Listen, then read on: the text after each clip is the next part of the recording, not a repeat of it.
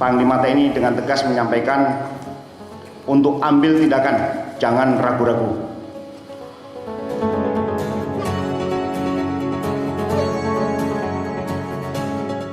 Syederalun, pasca penyerangan prajurit TNI, Panglima mengambil tindakan tegas. Panglima TNI Laksamana Yudo Margono bertolak ke Nduga. Diketahui penyerangan itu dilakukan oleh kelompok separatis teroris atau KST. Penyerangan itu mengakibatkan Pratu Miftahul Arifin gugur. Dirinya gugur saat sedang bertugas menyelamatkan pilot Susi Air.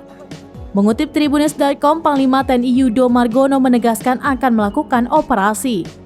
Hal itu disampaikan Kepala Pusat Penerangan atau Kapuspen TNI Laksda Julius Wijoyono.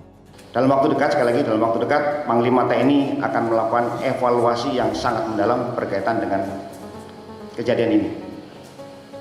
Kapuspen TNI menyampaikan hal itu pada Minggu 16 April 2023. Laksamana Yudo memerintahkan dengan tegas dan jelas. Pria berpangkat Panglima TNI itu meminta agar prajurit tidak ragu-ragu menjalankan tugas. Panglima TNI selaku kodal utama dalam operasi ini. Dan perintahnya sangat jelas, jangan ragu-ragu, ambil tindakan.